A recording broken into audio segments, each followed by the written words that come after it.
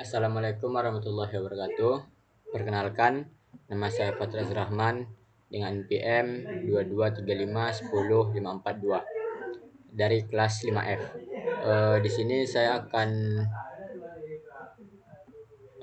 mempresentasikan hasil tugas yang telah saya buat, yaitu dengan judul Dasar-dasar pemrograman JavaScript.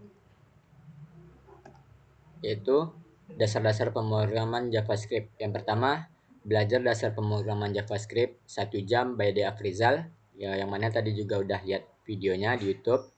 Yang kedua adalah belajar dasar pemrograman JavaScript DOM by The Afrizal.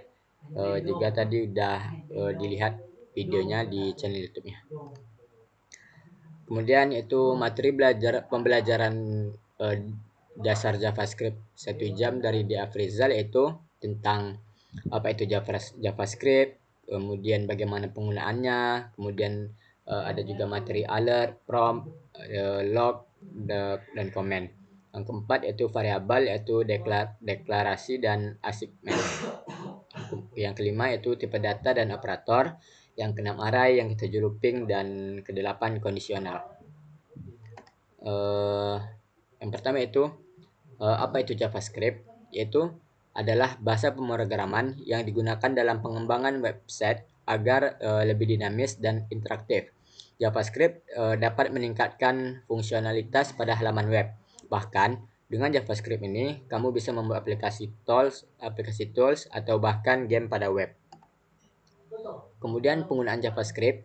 Penggunaan JavaScript terdapat dua cara, yaitu internal JavaScript dan eksternal JavaScript. Internal JavaScript itu kita langsung mengoding atau membuat kode JavaScript pada HTML eksternal JavaScript, yaitu memisahkan dari file HTML atau membuat file baru dengan ekstensi file.js. Misalnya main.js. Ini adalah contoh internal dan eksternal JavaScript, yang mana yang di sebelah kiri adalah internal, yang sebelah kanan adalah eksternal.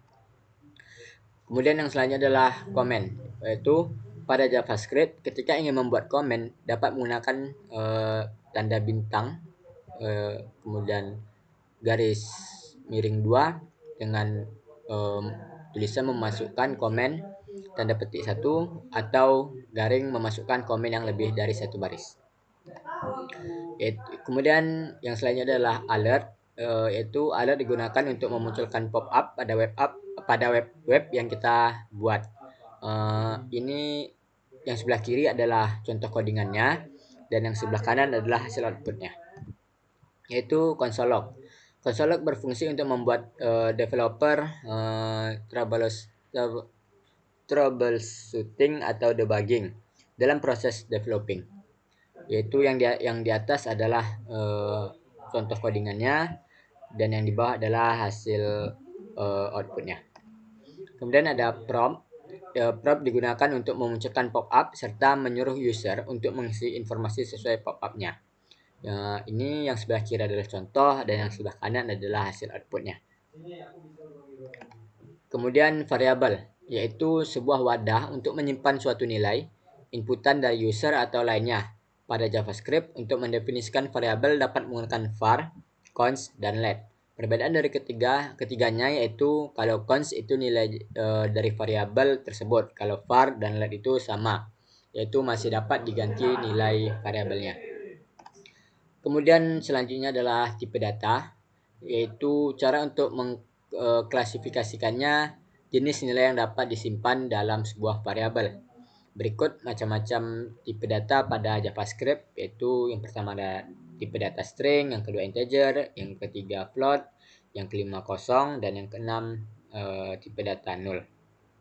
Yang kelima adalah tipe data null. Contoh tipe data yaitu ini contohnya, contoh untuk codingannya. Kemudian adalah conditional statement. Conditional statement pada bahasa JavaScript yaitu sebagai berikut. Yang pertama adalah if else, formatnya yaitu if untuk menyatakan suatu kondisi, kode yang akan dijalankan ketika kondisi benar. Kemudian else, kode yang dijalankan ketika kondisi salah. Kemudian conditional statement, yaitu switch case. Formatnya sebagai berikut, yaitu switch atau ekspresi case nilai 1, kode barang yang akan dijalankan jika ekspresi sama dengan nilai 1 break. Kemudian case nilai 2, yaitu kode yang akan dijalankan jika ekspresi sama dengan nilai 2. Kemudian ada break default. Kemudian kode yang akan dijalankan jika tidak ada kasus yang cocok. Yang selanjutnya adalah operator, yaitu operator pada JavaScript, yaitu terdapat operator aritmatika, yaitu tambah, kurang, bagi, dan kali. Array adalah struktur data yang digunakan untuk menyimpan kumpulan data yang memiliki tipe data yang sama atau berbeda dalam suatu variabel. Pada array, ketika ingin menampilkan data menggunakan indeks yang dimulai dari 0. Ini merupakan contoh array-nya, contoh codingan array-nya. Kemudian for loop. For loop digunakan untuk membuat perulangan sampai kondisi tertentu terpenuhi, dan jumlah perulangannya biasanya sudah diketahui. Format for loop yaitu for inisialisasi (2) kondisi (2) increment garing decrement tutup kurung dan buka kurung kurawal, yaitu kode yang akan dijalankan berulang kali. Ini adalah contoh for loop pada array. Kemudian do while dan while loop. Perulangan do while ini menjalankan blok kode terlebih dahulu, baru memeriksa kondisi apakah true atau false. Artinya, walaupun kondisi tidak terpenuhi, blok kode tersebut tetap dijalankan sebanyak 1 kali. Sedangkan perulangan while ini memeriksa kondisi dahulu, dan jika kondisi terpenuhi, maka blok kode akan dijalankan. Ini adalah contoh do while dan while loop, yaitu yang sebelah kiri adalah format do while, yang sebelah kanan adalah format while. Kemudian adalah materi belajar dasar pemrograman JavaScript DOM by The Appraisal, yaitu ini adalah dari video channel YouTube-nya yang kedua. Yang pertama dia membahas elemen manipulation, yang kedua adalah data selector, yang ketiga adalah JS styling, yang keempat event. Yaitu yang pertama manipulasi dokumen title, yaitu untuk manipulasi elemen title dari JavaScript dilakukan dengan mengetik file JS-nya, yaitu dokumen.title sama dengan title baru. Menambahkan elemen pada body, yaitu menambahkan elemen pada body lewat JS dapat dilakukan dengan cara berikut. Ini adalah contoh untuk menambahkan body.